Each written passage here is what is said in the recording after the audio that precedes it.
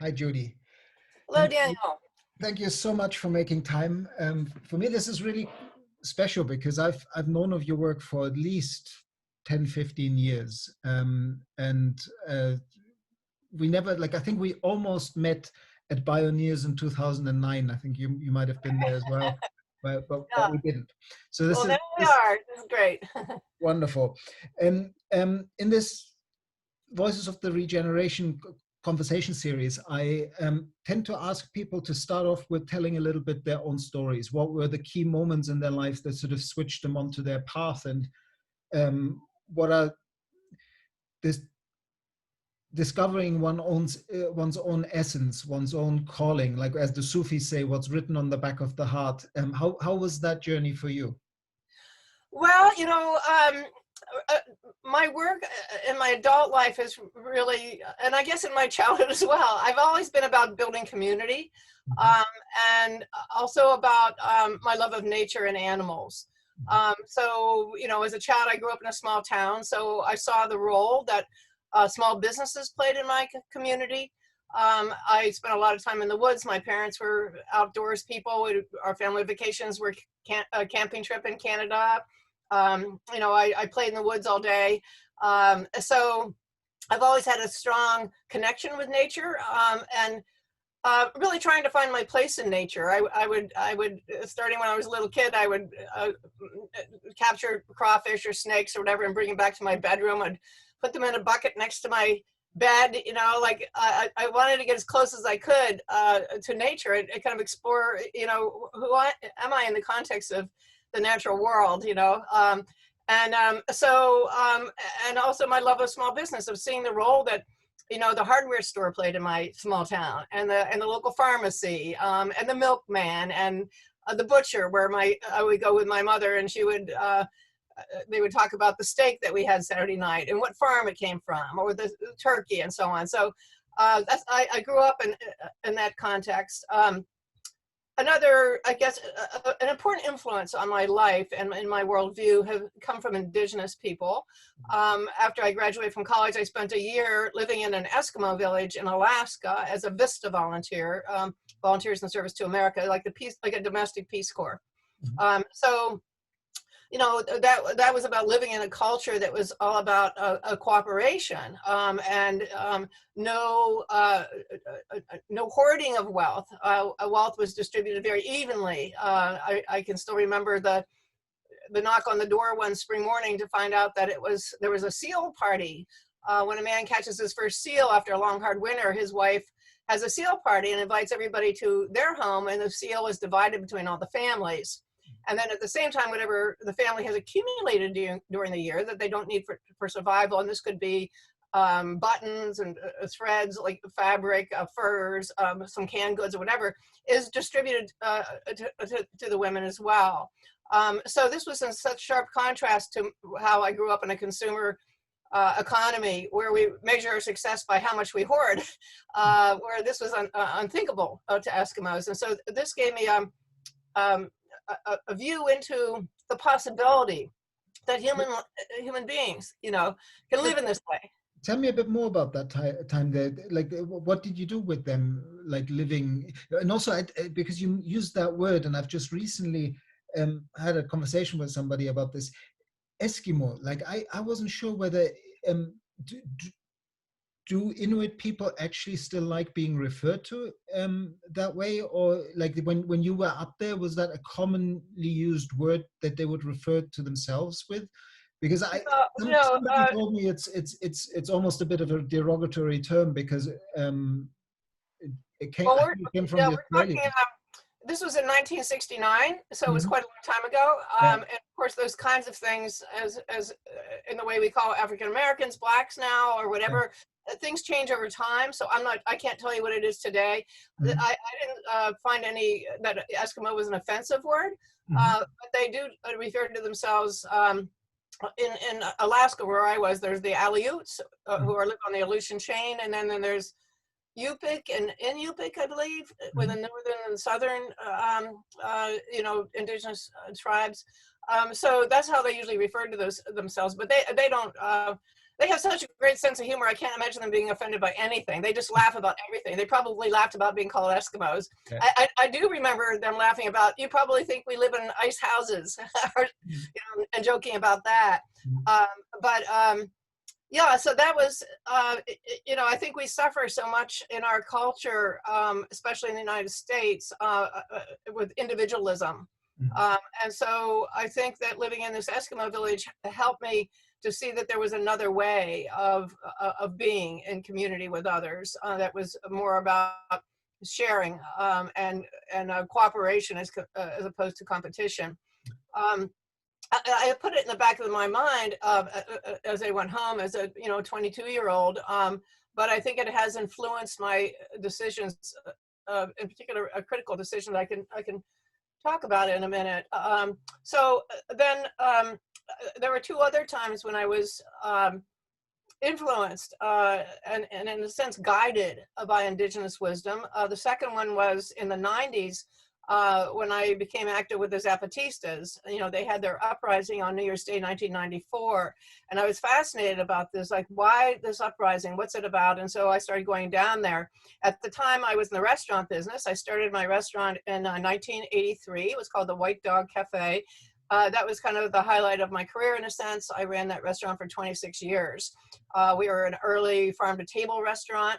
But among the many programs that we had, and that was one of the things that we were noted for, not only about buying local food, but also for the educational programs that we had that included a local and international tours. So we had an international sister restaurant project in which I took my customers and staff to different countries to understand how U.S. foreign policy affects the lives of others. And so I started this, with Nicaragua, in the 80s. I took a group to Vietnam 3 different times. Well, I went to Nicaragua 3 times as well, and to Vietnam, then to Lithuania when it was part of the Soviet Union, and so on. And so this is what the program in which I made the trip to Chiapas to take our customers there to understand what the uprising was about. Briefly, before we go to Chiapas, the beginnings of the White Dog Cafe, was that your first entrepreneurial enterprise as an entrepreneur yourself, or had you? No, actually, if I want to go, if we go in chronological order, I would say that my first business was in 1970. It was right after, when I went to Alaska, I was married, just recently married to my childhood sweetheart, and when we came back, we moved to Philadelphia and started a store called the Free People Store. It's now called Urban Outfitters. It's a multinational, basically. I don't know if you run into that chain of Urban Outfitters. I lived in California for a while, and so I know about it. But, yeah. Okay, well, it's also in Europe. So we went very, very different directions because I'm a localist. I'm not into multinationals. But the original concept of the Free People Store was my vision, and it came from my love of watching the cowboy movies when I was little and seeing the role that the general store played in the lives of the community. So I wanted to have a general store for my age group, which was, kind of the under 30 college students. A store where they could come to get everything that they needed. And so we sold clothes, we sold household furniture like bedspreads and glasses and coffee mugs, house plants, frisbees, rolling papers, books, records, all the things that the under 30 crowd might want. And so that was the original concept. And also, in the store, we had a very large bulletin board for community gatherings. We had a couch and chairs like by the cash register, so people would come in and sit down, like the old general store where people would come in to buy, but they'd sit down and chat, around the pot-bellied stove. We didn't have that, but it was the same. I was trying to create that same atmosphere. So that was my concept. Now, I ended up leaving my husband. And when people say, how did I get into the restaurant business? I say by accident, because when I left my husband, I was really leaving my past life in a sense. He had been my boyfriend since I was 10 years old. And I just realized that I needed to get out of the relationship. It was very old fashioned where, you know, girls weren't allowed to know how much money we had, you know, things like that. So I couldn't even explain because Women's Lib was not, hadn't emerged yet. And so I didn't even have the words to explain why I was leaving. But later on and in my book, I explained why. It was because I felt oppressed. And you know, I had decided I wanted to marry him when I was 10 years old because he was a good baseball player. And even though I was a good baseball player too, I wasn't allowed to play because I was a girl. So I decided, I refused to be a cheerleader, but I decided that if I couldn't be a baseball player, I would marry the best baseball player. So when I was 10 years old, I decided that I was going to marry him. And I did. But then after I got married, and I remember I was in 5th grade. I remember after softball practice when I had to stand there and watch him in the boys play, I went back to my desk. I took out my tablet. I crossed off Judy Wicks on my tablet, and I wrote his name. I wrote Mrs. Richard Hayne, Mrs. Richard Hayne, like all over my tablet. That was the 1950s mentality. This was 1957, and that's what we were trained as girls. You're not as good as the boys, but if you marry a good one, then you can ride on his shirt tails or whatever, you know, be his housewife. So that's how I grew up in that culture. I'm so glad the world moved on from that. Yeah, well, I moved on from it and pulled the world with me. But no, anyway, so when I just had to get out of the relationship, so I drove away from the store. We were living in the store at the time, so it was my home, my marriage, my business, and so I drove away and got into an accident. And when the young man was witnessing it, he said, "Can I help you home?" You know, I said, "No." I said, "I just left my husband. I have to keep going, but now I have to find a job because I have to pay for this wrecked car." And he said that he worked in a restaurant and that there was an opening for a waitress there. So I said, "Well, I'll take it." You know. So when people said, "You know, how did you get into the restaurant business?" I say, "By accident." You know? So that's how I got. So I started as a waitress in a restaurant. I worked my way up, became the general manager there. Eventually left and started my own restaurant down the street, which was the White Dog Cafe in 1983. Let's see now. How did you, like, because I know a little bit about the White Dog Cafe and all the community work and how it was much more than just a place where people ate, but basically became a center point for community activism and community exchange. But knowing from other entrepreneur friends how hard it can be to run a restaurant, of course, it's nice if people like the scene in a place so they come back there. But how did you manage to combine both making it a sound business success and doing all these wonderful other things? Like, did you need to stage it, or did they actually feed each other in a positive way? Well, you know, I kept them somewhat separate because I didn't want people who were not interested in the very progressive activities that I had. I didn't want people who may be conservative politically to feel like they were surrendering, you know, to me in some way by coming to eat there. So you could come into the White Dog and eat, drink, and be merry and not know about the other activities I had. But you could sign up for the newsletter, and I would send a newsletter that announced our various programs. So we had a speaker series, we had a storytelling series, we had these tours.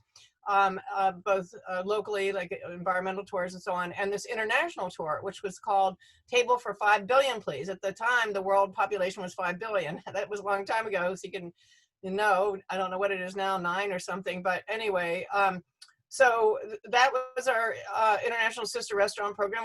We joked that it was called the Eating with the Enemy, because we would go to countries that were at odds politically, Cuba, Soviet Union, and so on.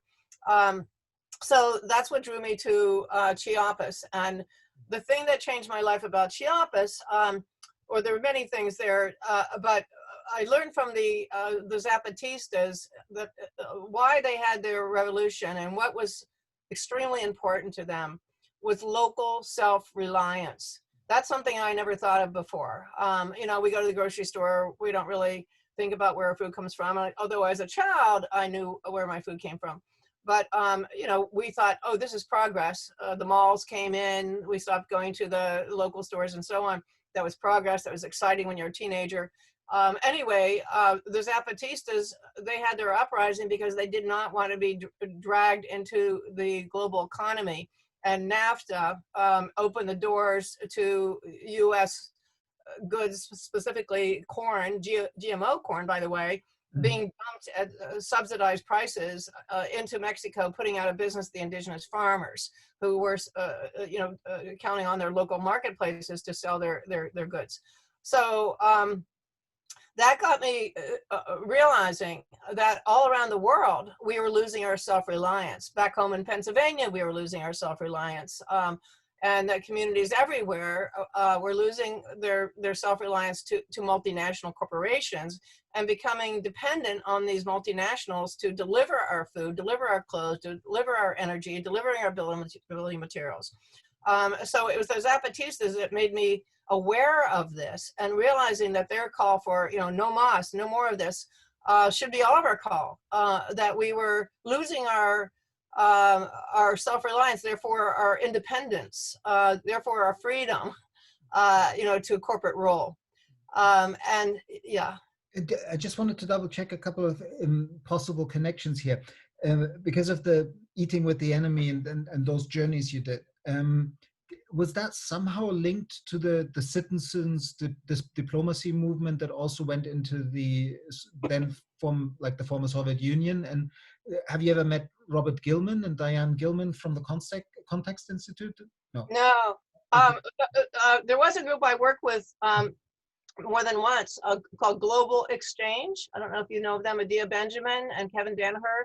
Mm-hmm. And friends started Global Exchange, I don't know when, in the 70s, 80s, whatever. And they took citizen trips to different countries. So my first trip to Mexico, I went with Global Exchange because they have the context on the ground for interviews, for educational programs, translation, and all this kind of stuff. So when I first, I also used them in Cuba. And there was another country too, I can't remember now, but I always work with a group that has expertise in that particular country and bringing visitors there. I don't try to do that myself, but when I return, if I start to build up relationships as I did in Chiapas, for instance, I don't use the same organization. I find translators on the ground or whatever. And so like with Chiapas, I started working on economic development projects to help the Zapatista autonomous zones become more independent economically, by helping them find markets for their coffee. And what was the other product that we were looking at? Skipping my mind right now. But anyway, I brought investors down there and business people. We made a deal to export coffee. I bought coffee buyers from the States on one tour, and we arranged for a whole container of coffee that we would buy from the Zapatista cooperative and then ship to the United States. And so we had to raise the money so that the Zapatistas could pay the cooperatives because it was really hand to mouth. And so in order to not have them sell to the coyotes that then would sell their product to like Folgers or, like a big multinational coffee company, they had to have the money up front. So anyway, I can remember when we first raised the money for the first container. And of course, the powers that be did not want this alternative system happening that would free the indigenous people to sell directly to the states, through us. So we were on pins and needles as the coffee was being transported from the highlands of Chiapas to the port to be shipped, to the United States and sold there. But it went through, and anyway, I don't want to go into too much detail about any of these particular projects, but I just wanted to say that I learned that lesson about local self-reliance from the Zapatistas, and that was my inspiration to start BALI, the Business Alliance for Local Living Economies. And it's also foundational to my current work with All Together Now Pennsylvania. Before we go to Bali, the one thing that I'd be really interested in is these learning journeys, these trips that you would get people that you met through the White Dog Cafe or through your business network. go and go on a journey together to really meet a different world, because it's such a growth point for many people, particularly in America, who can live an entire life not having left the country. How did you finance them? Was everybody paying their part of the journey, or Yeah. okay. Yes, everybody, and that's another reason why I used a nonprofit, a tour guide, so to speak, Global Exchange, because we would send our checks to them. They would arrange for our passage. We would get our own ticket to a central meeting place. I don't even remember now whether that was Mexico City or whatever, but we would get our tickets to a certain place, and then they would take the tour from there. And rent on the ground buses and whatnot, arrange for the interviews and so on. But then when I would return without my customers, I would put out the announcement for the trip to my mailing list at the White Dog. It was a snail mail, envelope, stamped envelope that would go out in our newsletter. And then people that were interested would gather at my house, and I would talk in more detail about the trip, what was involved, and so on.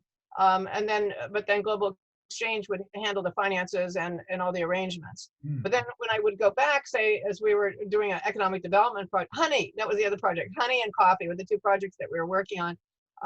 When I would go back with investors and technical assistance, help and whatnot, I would do that on my own. We would just get our own ticket and we would pay as we went and so on. Each participant paid for their own money. A couple times we would bring high school students with us, and we raised money to cover their tickets because we felt like we should have some youth exposure to these. And so it just depended on the country and the relationship we had on the ground there and so on. Every country was a little bit different. And with regard to the Business Alliance for Local Living Economies, I loved that when I first read even just the name of it. I thought, that's a good organization.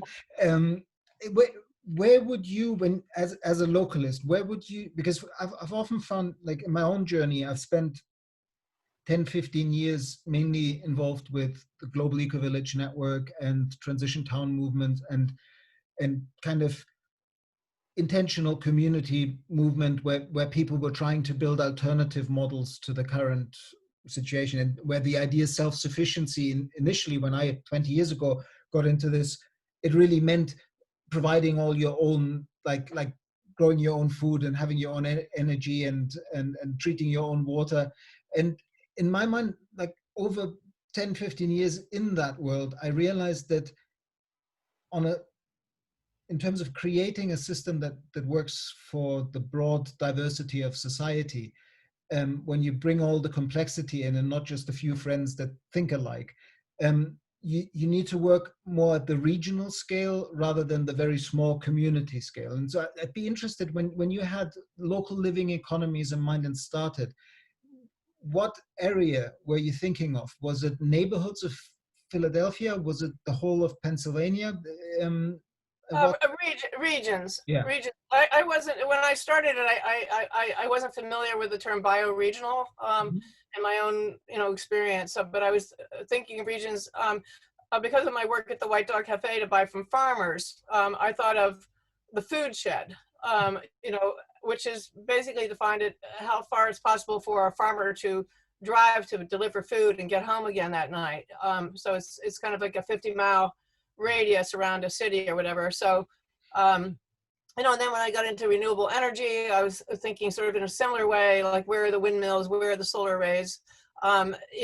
Yes, we can have individual self-reliance in terms of having a family garden or solar on a roof, but that in contemporary world, that's not enough usually. I guess there are people that live off the grid and so on, but it's not for everybody, the solution. It's It is not a for great everybody. solution, but yeah, and so you did set up a solar energy community business helping people install solar panels as well at some point.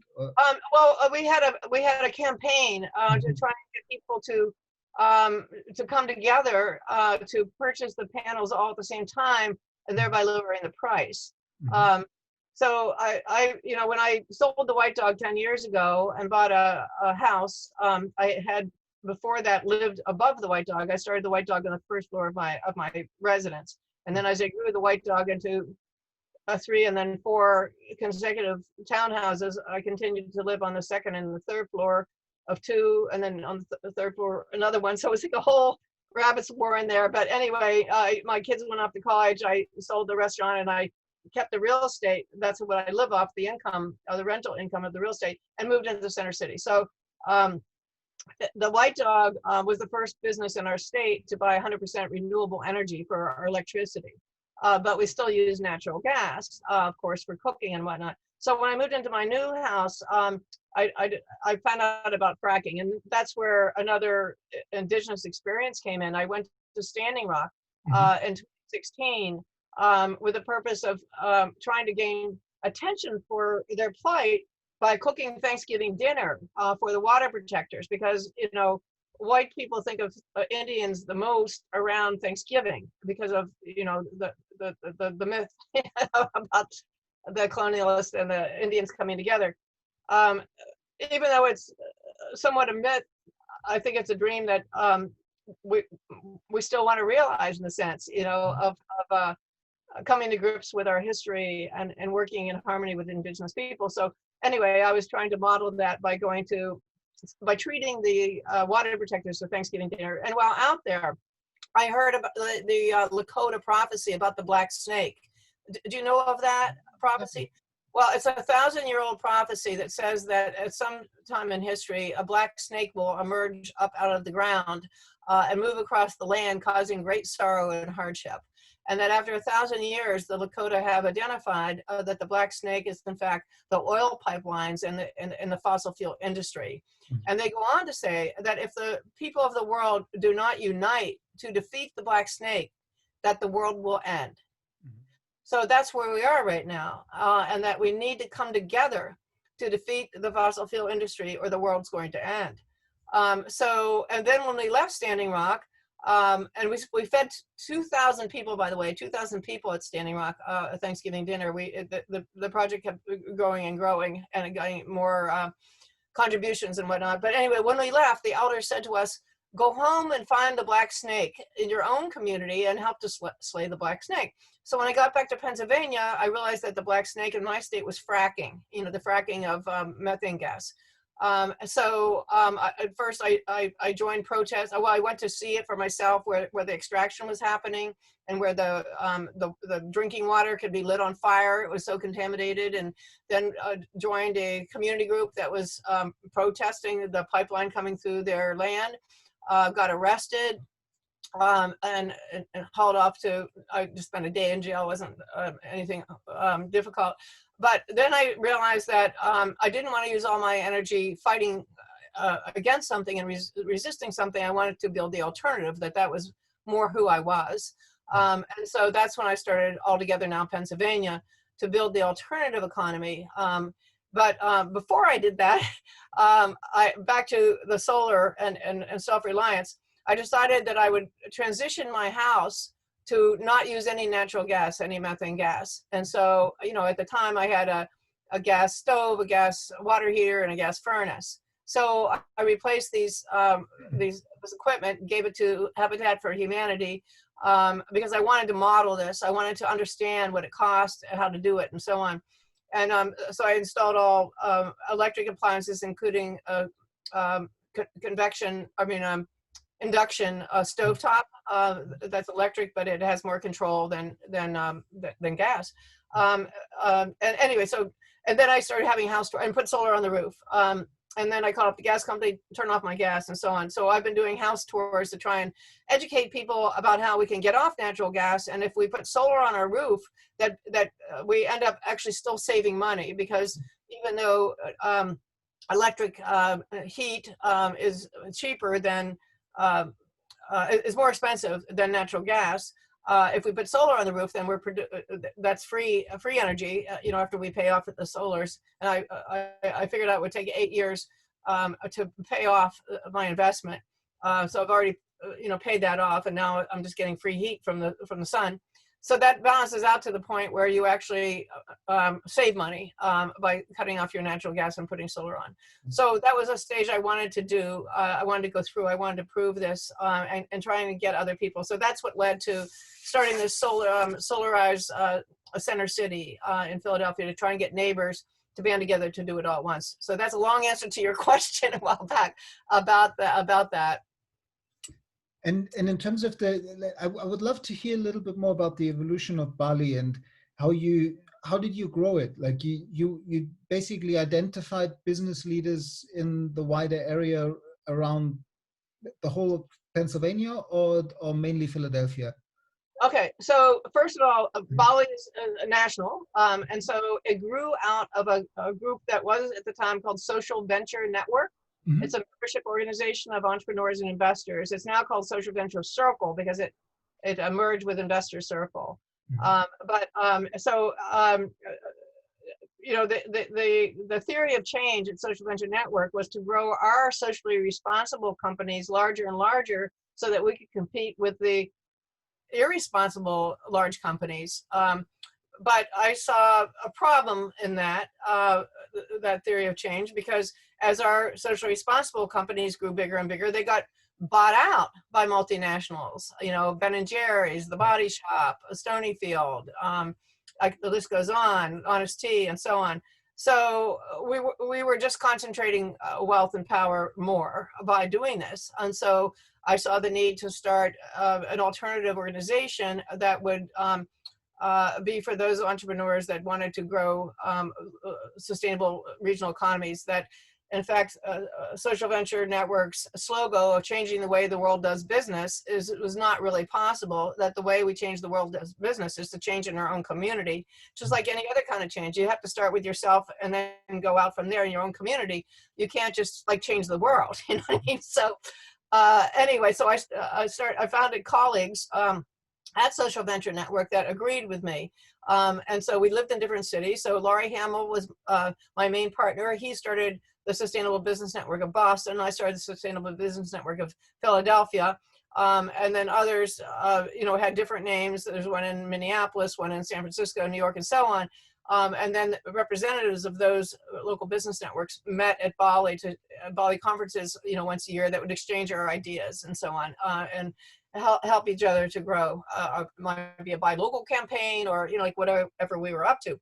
What would each of those regional clusters? Yeah. There would be a network of small business owners in that region, and they would lobby local government to. Okay, let me get to that one. Yeah. So then, you know, so then we had announced all this, you know. So then I thought to myself, oh my God, like, how do you build a local living economy? Like, how am I going to, you know, organize the Sustainable Business Network to actually? So I thought, well, what are the components of a local economy? Well, there's the basic needs. You know, you've got your food, you know, energy, clothing, building supplies, transportation, you know, media, capital, and so on. So I call those the building blocks of a local economy. I found leaders in each of those building blocks to form our first board of directors. And we began with educating each other. So, you know, each month we would have a different educational program put on by one of these building blocks. So the food people would tell about food, because what I saw was going on was that there were these silos.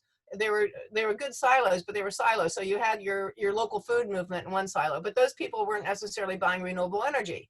You know, so then you had your renewable energy people. Well, those people aren't necessarily investing locally, you know, and then you had your local investors. Well, those people aren't necessarily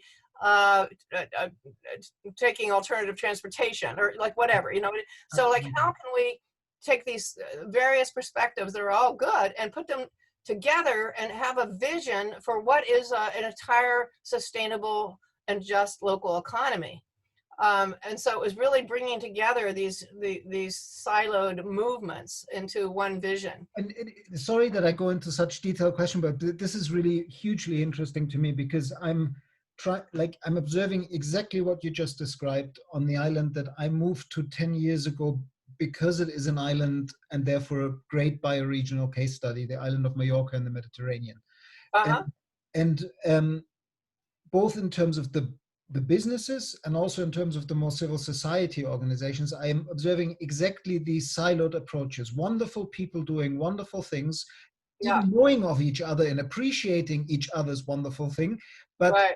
but somehow we've never managed to weave all of that into an integrative narrative that says, actually, all of us together are changing this island.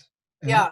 And Well, so to tell me more, how did you, these meetings, also in terms of all the work you put into that, was that subsidized by a like the White Dog Cafe going well, and you just put your love, sweat, and tears in for free? yes, Everybody else did the same who came yes, together, the board was all yeah. volunteer based. It was all volunteer in the beginning, and I must say that the White Dog subsidized a lot of it. I mean, we would meet at the White Dog, we would provide the refreshments, and as I mentioned, I lived upstairs and I had a very large living room, so I didn't have to take up space in the restaurant. When we announced the foundation or the founding of the Sustainable Business Network, I had a program down in the restaurant, and it was part of our what I called Table Talk. It was a program where I charged $30 per person for a meal and then a discussion afterwards, and so that became on our agenda, you know, to announce this to the community.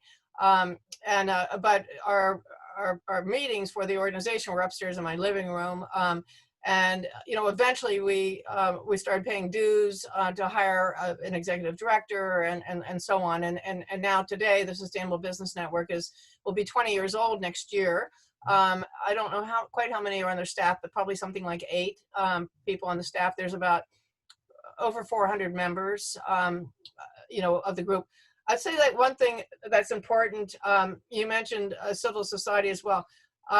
What I saw was hard when we had Transition Town tried to get started in Philadelphia. It's hard in a larger city than smaller. I think the Transition Town movement and media, smaller town, was much more successful and may still be going on. But I saw that one of the problems was that business people don't like to be at meetings with people who aren't business people, because people who aren't business people tend to talk on and on forever. They're not as efficient as business people are. Business people want to get down to business, you know. So the Sustainable Business Network, we're all business owners. So like when I would have the first meetings, I would say to the group, we have to start this thing by buying from each other. So, you know, if you're in renewable energy and you're not yet buying renewable energy, you better start buying from from our renewable energy company, you know, or start buying from our locally owned food markets, or, you know, that kind of thing. So every meeting I would say, okay, who here has purchased from a local company that they've never purchased from before? See how many hands would go up. So always just encouraging that we have to start modeling this, to buy local from each other. For this is of course B2B, but also individually for our household. Like, where's our food coming from? Where's our energy coming from? Where's our clothes coming from? To be conscious, you know, of our purchases. And then I do feel you have to bring this message to the greater population. But in terms of starting if it's a business organization, it's important to keep it all business people. And if it's you know, once it becomes altogether now, is both. I'll get to that, you know, in a minute. But because you shared earlier that there's actually, in the evolution of Bali, there was this shift from suddenly the business people bringing, like, more and more NGO types or civil society organizations were coming in, and then it actually completely transformed the organization to the point that after you moved out of working with Bali, the name has now changed to, is it Common Ground or something like that? Common Future. Yeah. That'd be really interesting to hear a bit more about that. Yeah.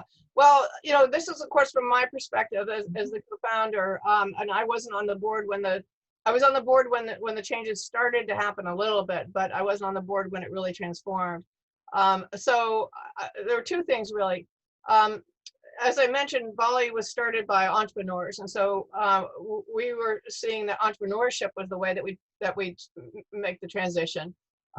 We enlighten entrepreneurs to be triple bottom line businesses, first of all, that we measure success by our impact on planet and people as well as on profit. And then that was, you know, of course, really important. The values are very important. But we were really a place for entrepreneurs to come.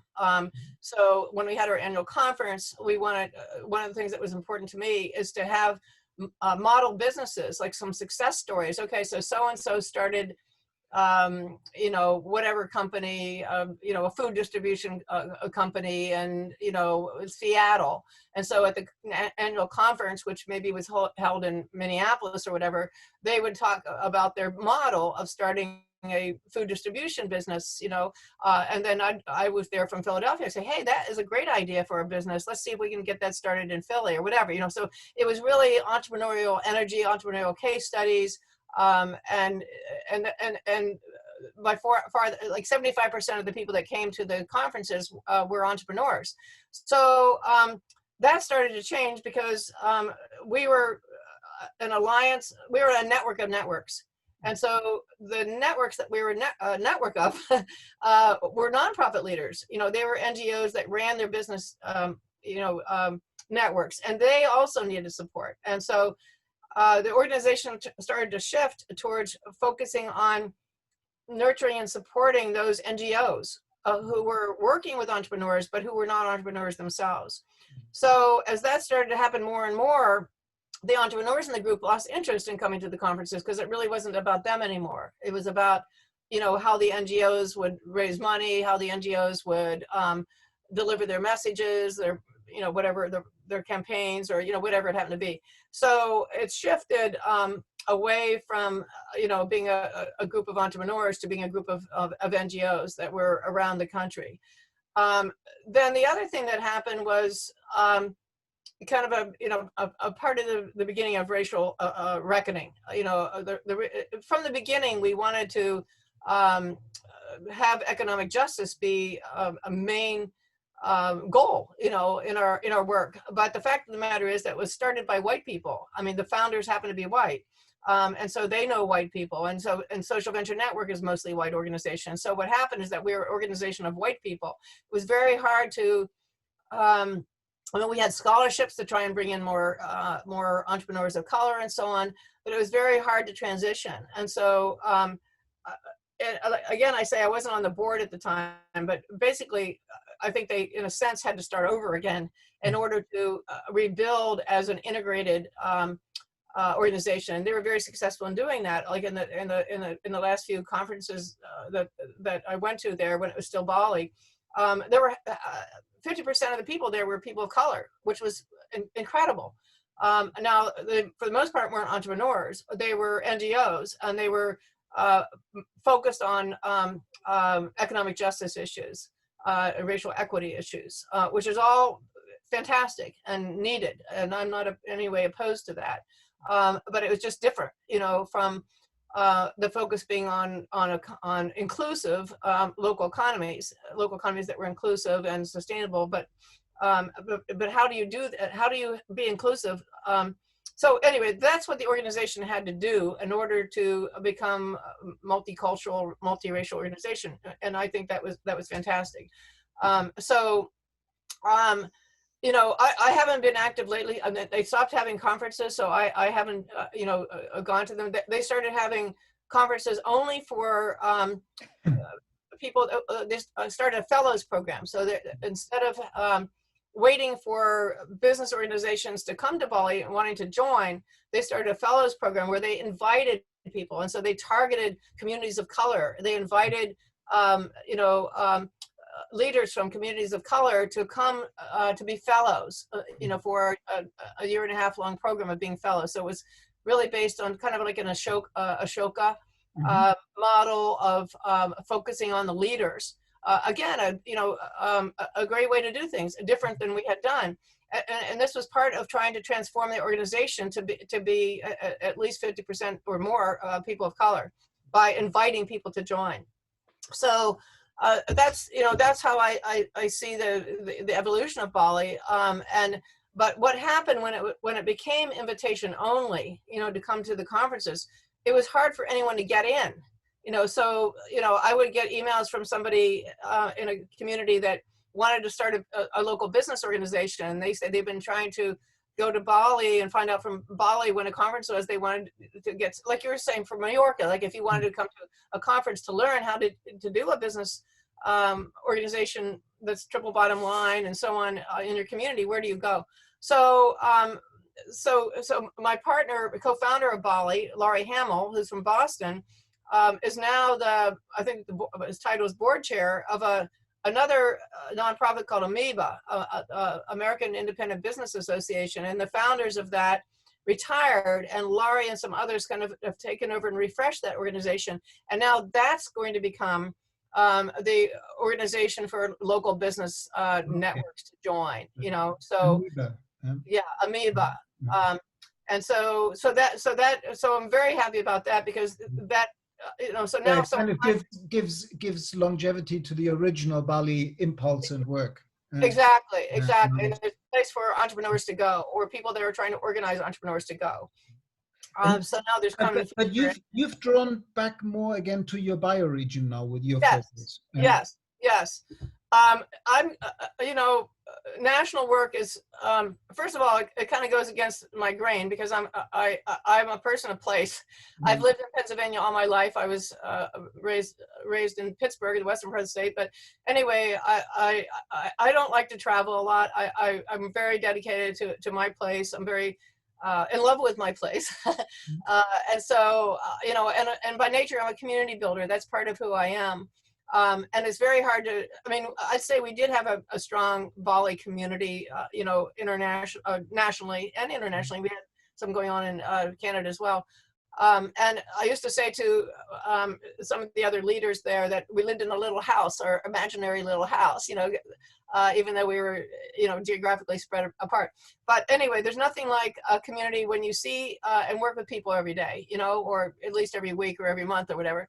So, I really didn't want to be part of, I mean, I'm a supportive of Amoeba and what's going on there, and I'll go to their conferences, you know, when they start up again, and after COVID, and I'm so glad it's happening. But I don't want to spread my energy. I'm 73 years old right now, and I don't want to travel, and I don't want to dilute my energy.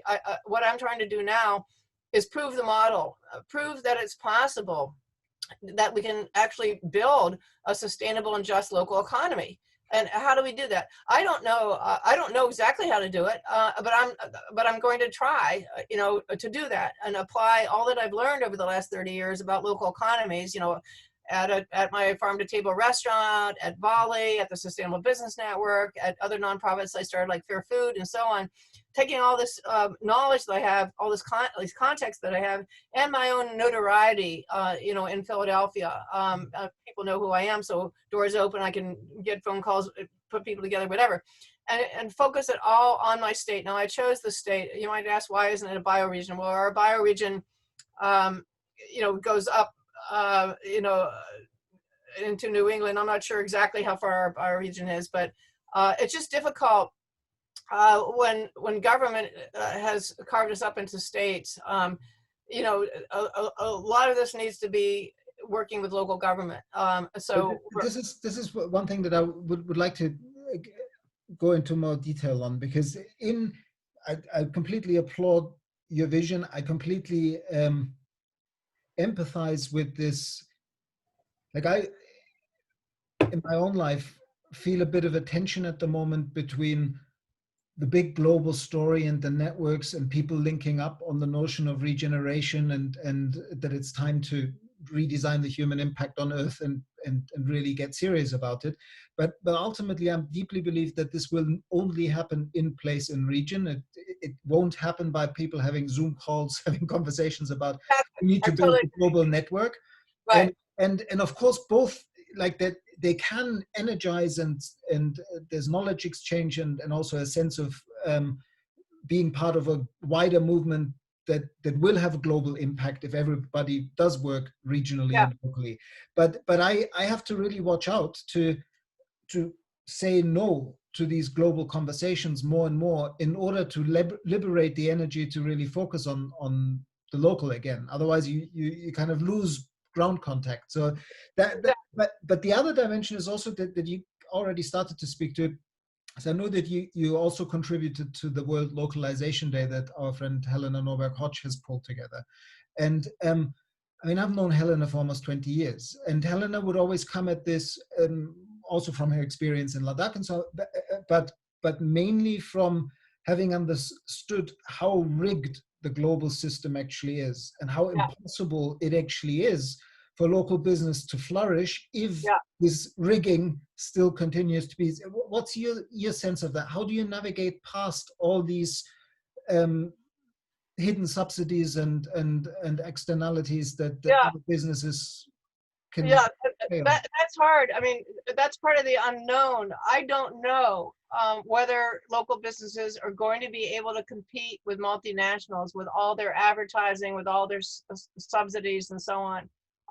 You know, I just know that we need to try, because I believe that's, especially with climate change, that we need to develop local self-reliance and basic needs, and that what we do today to build a self-reliant regional economy will mean life or death to the future generations because of climate change. That because these long distance supply routes that the multinationals use to deliver our food and clothing and building materials and energy and so on are going to be disrupted more and more by weather and social upheaval.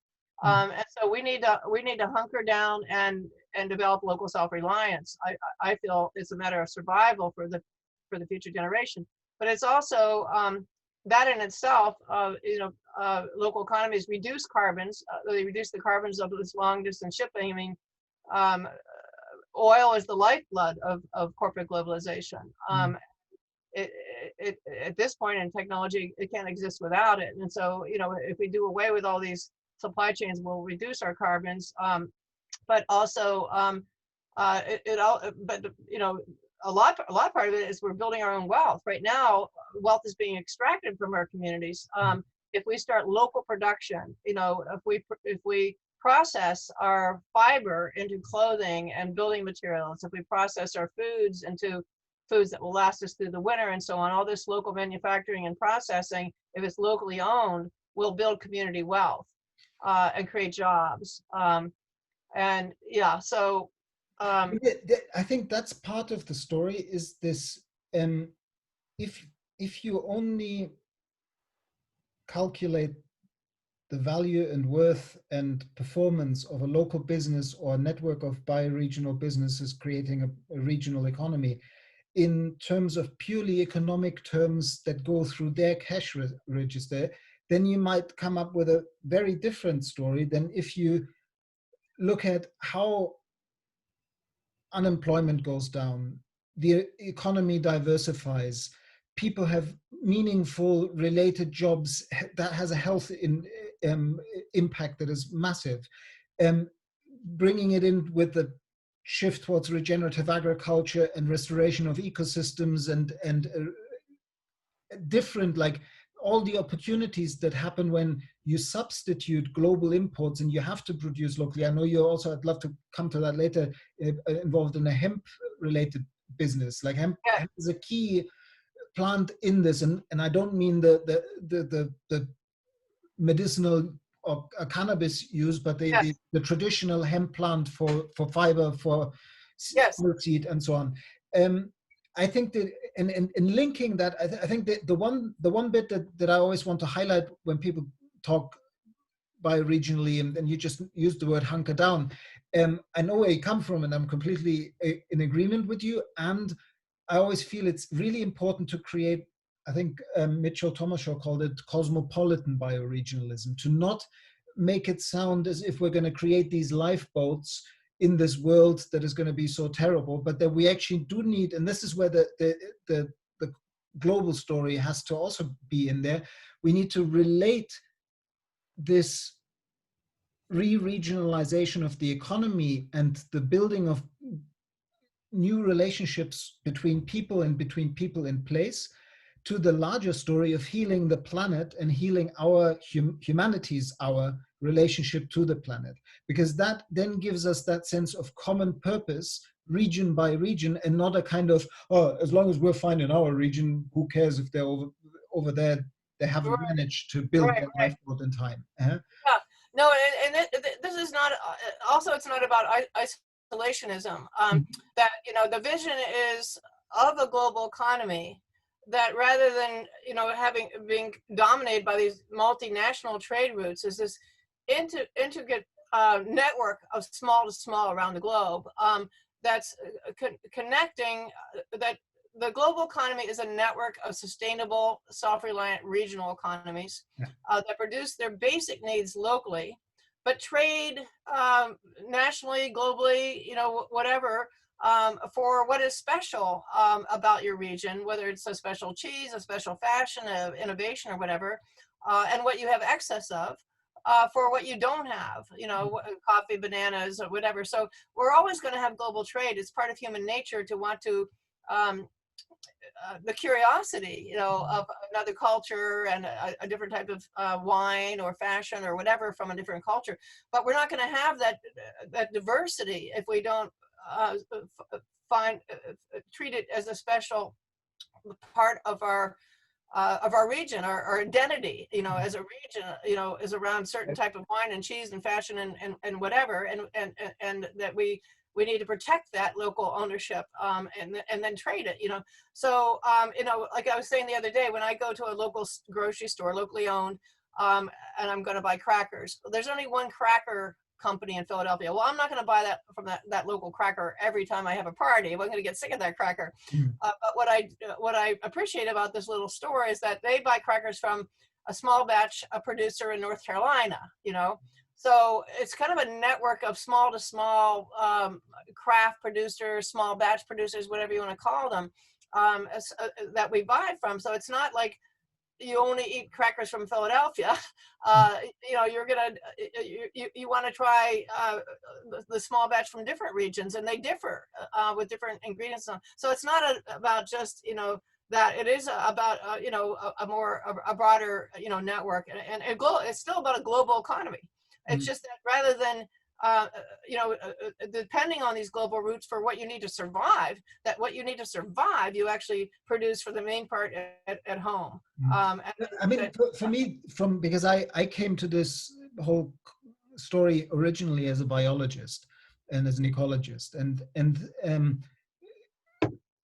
with the knowledge that I've sort of drawn out of Buzz Hollings and Gunderson's work in resilience theory, where they've spent 40 or 50 years studying change processes and also the maintenance of positive health in ecosystems. How does an ecosystem stay healthy?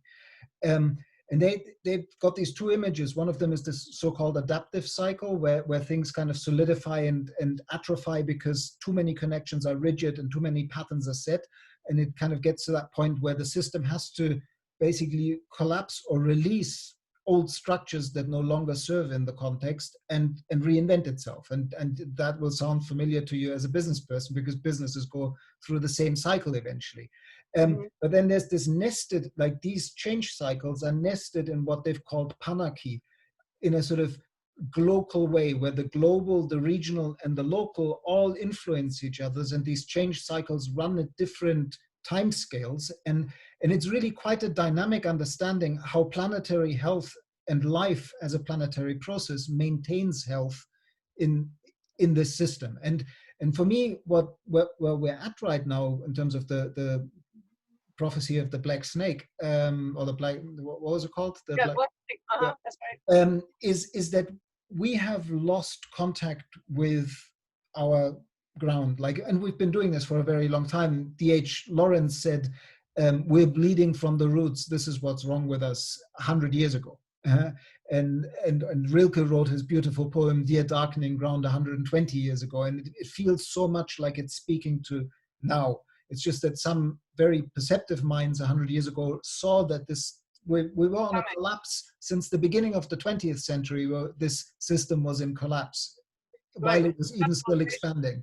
And it's because we lost connection to the ground of our being, to life, to the community of life. Yes. And what you're speaking to is the economy and the entrepreneurial component of how do we refit ourselves. Like we spoke about bioregionalism earlier, the notion of the early bioregionalists in the US, Peter Burke and Raymond Dasman and Planet Drum and so on, this notion of re-inhabitation, coming back home to place and fitting back in at the right scale. And that doesn't mean that it's isolationist, because it is always interconnected. The only way we can heal the planet is by healing our places.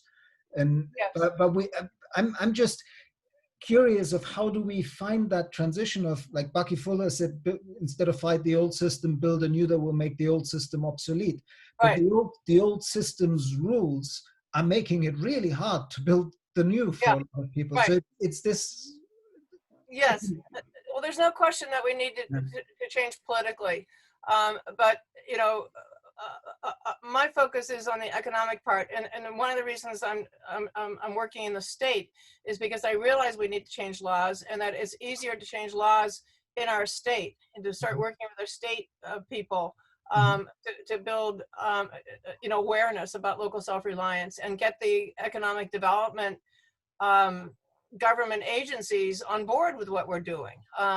You know, and so, you know, I just wrote a little article I should share with you about the political divide in the United States right now. And that's really this urban-rural divide that Trump has taken advantage of. But it didn't start with Trump. And I trace it back to corporate globalization, that before globalization, the rural and urban communities co-created regional economies based on trust and respect, and that they needed to survive. And you know, the butcher, the baker, and the ice cream maker, you know, were your neighbors and your friends. The farmer took pride in feeding their region. The factory worker had pride in producing goods for their region. So there was a lot of pride in local self-reliance and taking care of each other, taking care of the basic needs. And then corporate globalization comes in, severed all these local supply chains, cast adrift many of our farmers and our city working class, former manufacturing workers, and those tend to be the Trump supporters.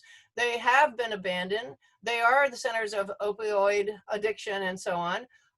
And, you know, I believe that we can, that community self-reliance or local self-reliance is the meeting place of the right and the left. That the right has long valued individual self-reliance. And you're referring to that earlier, you know, the pride of individual self-reliance. The left has long valued communal work.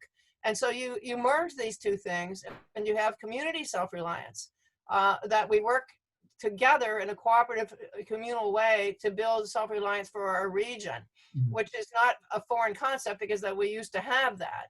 And that this is how we stitch the fabric of our country back together again. And I think the other dimension of this is really this, because like for me, at least last year, one of the big insights was that because you spoke how in your life contact with indigenous communities has a couple of times sort of given you a main pointer. Yes. This simple phrase, the land does not belong to us, we belong to the land, is incredibly powerful. Yeah. Is actually at the heart of this re-regionalization process of how do we, and for me it's also at the heart of what regeneration speaks to. How do we align, how do we best express our own individual essence and capability, our own potential in the service to the nested whole that we also depend upon. So being in service to my community and healing my local ecosystem isn't some form of altruistic, spiritually motivated, I must serve. It could be, and there's nothing wrong with that, but it is actually enlightened self-interest, because if I understand that I'm an expression of this place in this region, and then I will try to make the whole like this. I mean, Gandhi's work, of course, is also very related to local self-reliance and this Swaraj, the rising of the all. Yeah, Gandhi is, to me, is kind of the father of this. You know, that he during the fight to free India from British rule, he would say, you know, plant your own gardens, grow your own food, take off those English-made clothes and burn them, because we grow the flax, we grow the cotton, we can weave, and you see them at the wheel, we can make our own clothing. So that, you know, and that inspired Schumacher, of course, who wrote Small is Beautiful. And I still trace my Gandhi and Schumacher influences on me. And to me, I see Gandhi as kind of the father of the rebirth of local self-reliance. And I think it, as you mentioned earlier, it is about finding our place. It is about reconnecting, to the land, to our environment, to our ecosystem, and also reconnecting to our human community. And I think that the coronavirus is helping that. I think it's helping, at least in Philadelphia, we found that we had food shortages, that the industrial centralized corporate controlled food system failed us during the pandemic. The grocery shelves were empty. And meanwhile, these big industrial farms where food was rotting, they're pouring the milk down the drain, they're killing all the animals because they couldn't process it fast enough, and so on. Everything broke down. Meanwhile, our local farmers, our regional systems strengthened and flourished and pivoted, and yeah. So it's proving the case that when we have an emergency of some sort, it's the local systems that are going to save us, and that's going to be true with climate change, as we'll see more and more. But it is also about happiness. It's an emotional thing, because it's about happiness. It's about self-worth. That we're going to that this movement for localization and community self-reliance will bring back a sense of self-worth, of self-care, care for our community that's now missing. And why don't I get into some specifics so that I can bring this to life to people? So with All Together Now Pennsylvania, our mission is to unite the rural and urban communities to build these regional economies, and to prepare for climate change and increase equity and so on. So we've started coalitions where there's the energy for it. So hemp was recently legalized in the United States after an 80-year ban. So we have a hemp coalition that's made up of farmers and entrepreneurs all of our work at All Together Now has two big buckets. One bucket is increasing the supply. So we're working to increase the supply by building these supply chains. And so we're working in the areas of hemp, plant medicine, clothing and textiles, and heritage grains. So we'll have more, but these are the four that we're starting with. And by the way, this has been all volunteer effort up until now. I'm the volunteer ED and so on. So as we get funding, we'll be able to build our staff in these coalitions. So, so we're connecting the farmers with the entrepreneurs, and that's how we begin to build these supply chains back together. Where we see a gap, then we help to catalyze a business. So right now we're catalyzing two businesses in the hemp area. One is to manufacture hempcrete building panels, and hempcrete is made from hemp. It's not structural like concrete, so it's a misnomer in that regard. But it's used for insulation and wall material. And so we're working with an African-American developer. Do you, by any chance, do you know of a man called Tom Woolley? No. If you intro hempcrete, he's at the Center for Alternative Technology in Wales, that's set up in the 1970s and has been promoting renewables and new alternative building materials. Tom Woolley is one of the world's experts in hempcrete. Okay. There's quite a few. There's also a French company called Isochanvre that developed it. I know that one. It's a farmers cooperative. Yeah. And our lead hempcrete fellow buys his hemp from that French cooperative, farmers cooperative, and he's the U.S. representative for them. Now, eventually, because we haven't grown hemp in 80 years, our farmers don't have the right genetics, and so we can't produce the quality of hemp needed for hempcrete in this country yet for the high quality. So we're right now importing it from France. But our objective is to educate our farmers so that we can grow it here.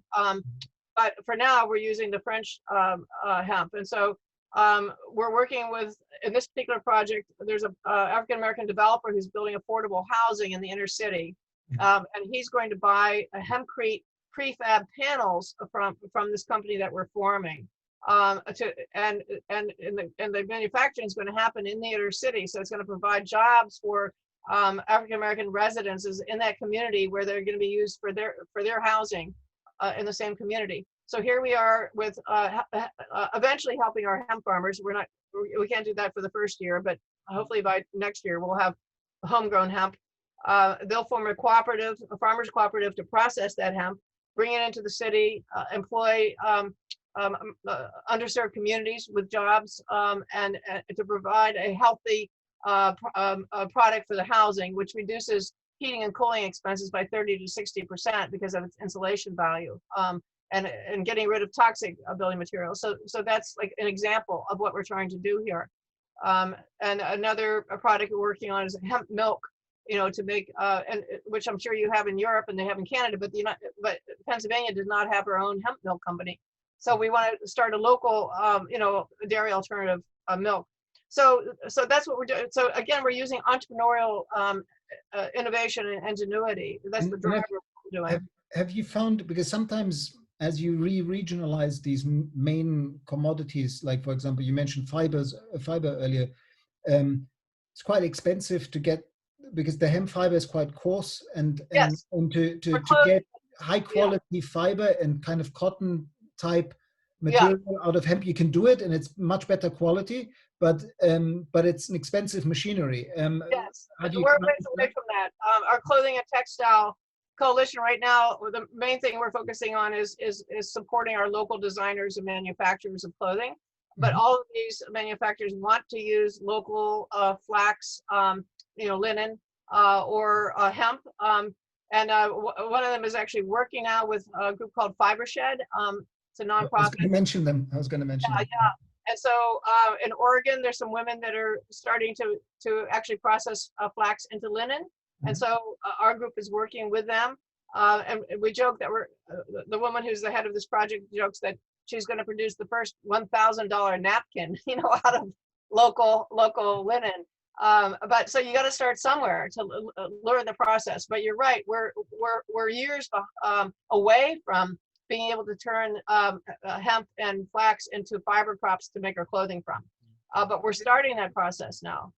I mean, completely in parentheses, curveball here. But do you know what the most expensive piece of fabric is that ever got created by human beings? No. It's because I've also done a lot of work in the field of biomimicry, and basically there's a set of researchers that have milked millions of spiders for their spider silk and have woven this scarf, like it's about 2 meters long and about 50 centimeters wide, made from spider silk. Oh wow! It happens to be more bulletproof than Kevlar, but it's incredibly expensive because of course it took them like 10 years to milk that much spider's milk. So it's going to be a long process there. And then, just to give you another example, with our grain coalition, we're connecting the heritage grain farmers with the urban bread bakers, pasta makers, beer brewers, distillers, and so on. And so last year we had an event called the Grain Train, which is a public event. So that's the other big bucket. The one big bucket is increasing the supply. The other big bucket of altogether now is increasing the demand. So having educating the public about the importance of local self-reliance, how we all have to work together to build it by buying local products. And so we have the Grain Train, which is a festival where the consumer can understand these are the bakeries that buy their grain from Pennsylvania farmers. Here are the pasta makers, here's the beer, and here's the distillery that buys from local grains, and so on. And then, how can this group work together to promote this, and maybe eventually we'll work together to build a cooperatively owned mill. Right now, the volume that we're doing is we have 2 mills that are able to handle it, but soon we're going to outgrow that. So we're going to need another mill, and maybe we can do that by starting a cooperative. So we believe that cooperative ownership will be part of the puzzle here as we grow this new economy. The two things, like one in terms of the fiber, just sort of to drop in as an idea. Quite a few years ago, 15 years ago, something, I was at the University of Dundee, and a friend of mine who was also researching there was looking into whether commercially grown hemp was a possible industry for Scotland. And he was actually looking at the comparison between the hemp fiber and the nettle fiber. Nettles, just stinging nettles. Oh, wow. And nettles have all sorts of other benefits in terms of regenerative agriculture and so on. They grow equally fast, and you don't have a rain problem in Pennsylvania, I believe. So nettles might also be a piece of the puzzle for you. It's worth looking into that, because the nettle fiber, fibers are much easier to process. Like you can make paper more easily and you can make textiles more easily from nettles than you can do from hemp. Right. There was one thing, and the other is just dropping it in. You probably have heard of John and Nancy Todd. Oh yes, Yeah, yeah. sure. And John was my second PhD supervisor, and when he was at the University of Vermont, he helped to develop this thing called, which only existed for a few years, the Intervale Industrial Eco Park.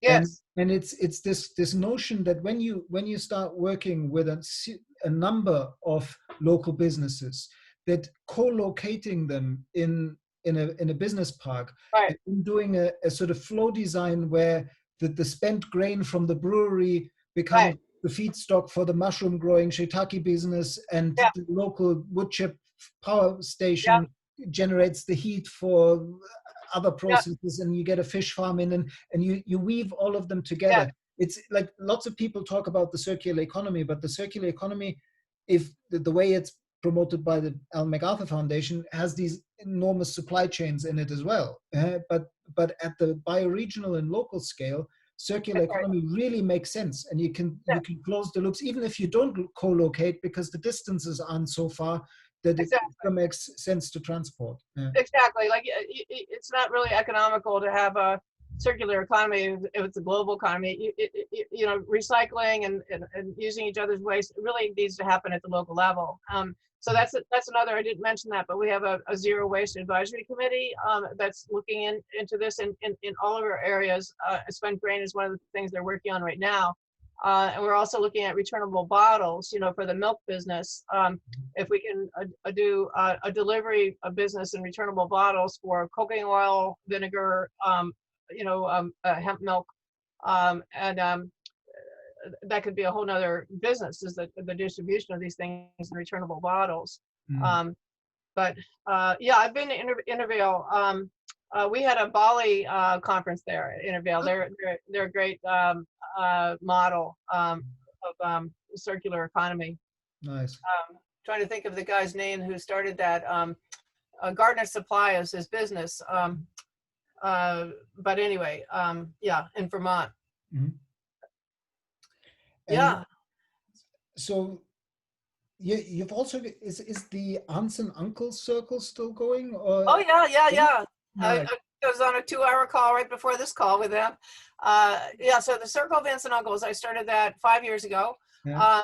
And the idea is to address the needs of the entrepreneurs who don't have family and friends stage capital.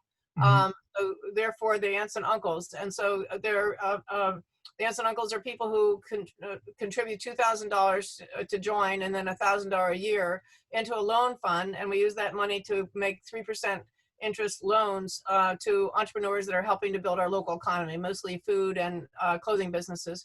And then we also provide mentoring and advice and connections and business, you know, for these entrepreneurs.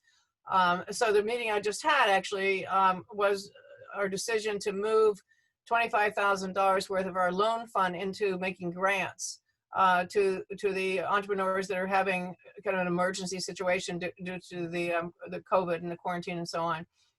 So we just decided how we were going to divide that $25,000 among those who applied for it and whatnot. So we are now getting into grants because of the emergency. But that's how I have firsthand that I work in firsthand with the entrepreneurs, you know, and understand what their needs are, and so some of the same people that the aunts and uncles have funded are members of our clothing coalition for All Together Now, and also for our grain coalition in All Together Now. The pasta company, we made a loan to, several of the clothing companies, and so on. So it's very interwoven, those two projects. And so I'm by default, the executive director of both of those, because it's all volunteer. Aunts and Uncles is all volunteer. And one more thing that I would like to speak a little bit more about this is it was interesting for me to hear that keeping a group, just entrepreneurs, just has a certain energy and a drive that actually can get stuff done, that can get more difficult once you get into the sort of more idealist conversationalists in the NGO world. But now you said that with All Together now, you are bringing these worlds together, and you also said that you're working at the state level because you are planning to lobby policies. So because a part of this, like I was part here on Mallorca and starting a fourth sector network, which for a while was quite popular as a place where people were trying to pull down the walls of those business, civil society, governance sectors. How are you seeing that weaving across Yeah, sectors as part of the local yeah. economy?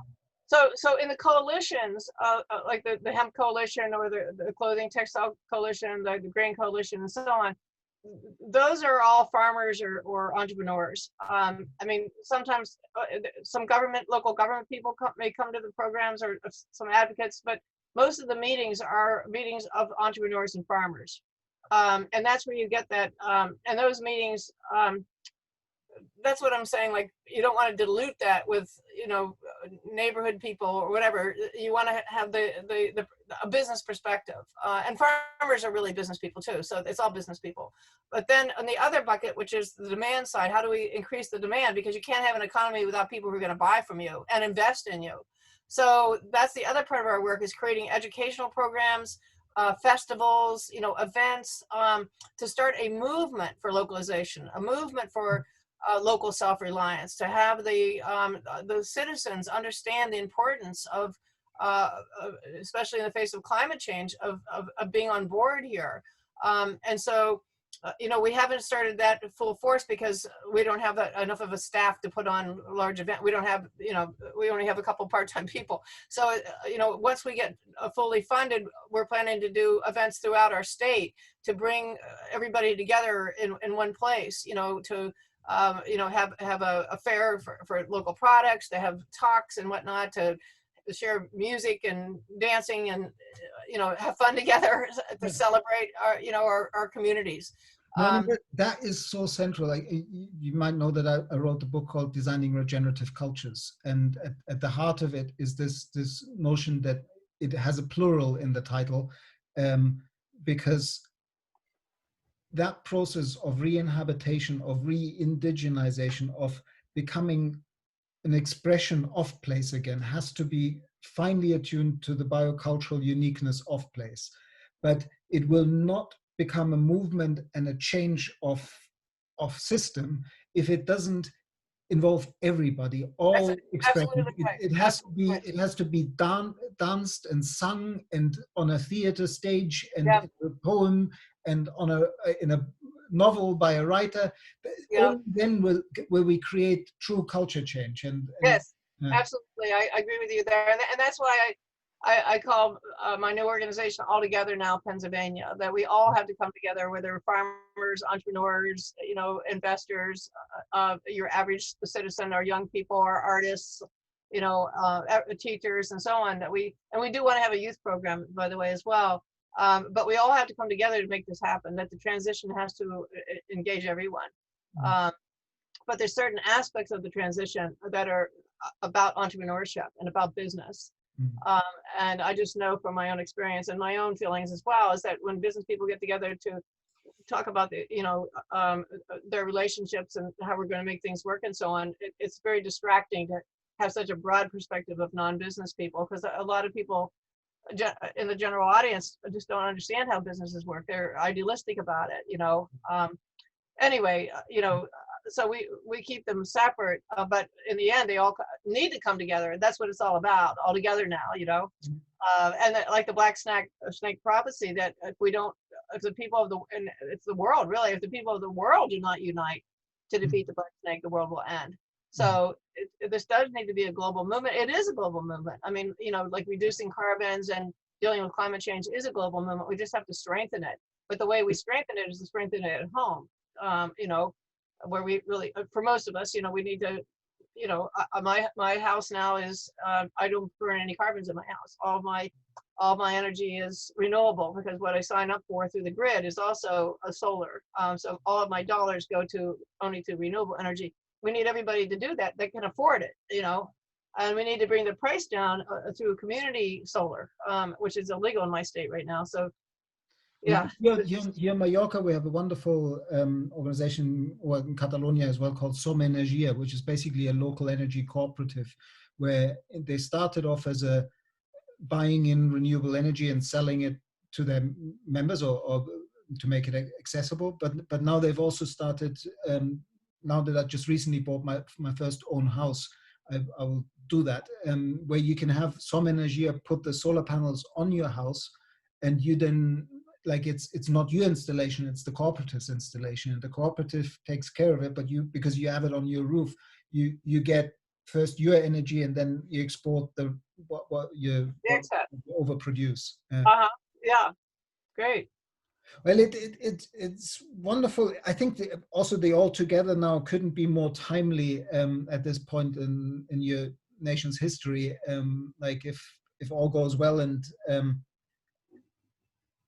Trump leaves the White House and Biden gets in, we don't want to idealize what Biden's going to bring either, but the need to heal this incredibly split country that used to, like, I always felt that one thing about America for me was this community togetherness. Yeah. Like that, like because of the frontier, like the history, there was a real strong sense of, well, if the world goes to bits, the Americans are going to be fine because they know how to pull together. And now it feels like, oh, I'm not so sure, because you've been so polarized. And so it's a wonderful notion to bring to your state. Yeah.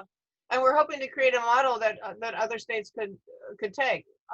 You know, we have to prove our case first. So that's what we're working on. But yeah, you know, I always had pride that the United States, you know, is such a diverse country, and that we've been able to bring together people from all over the world and all different races, cultures, backgrounds into a multicultural democratic country. That's why people look up to America. And now we're divided. And it's so sad.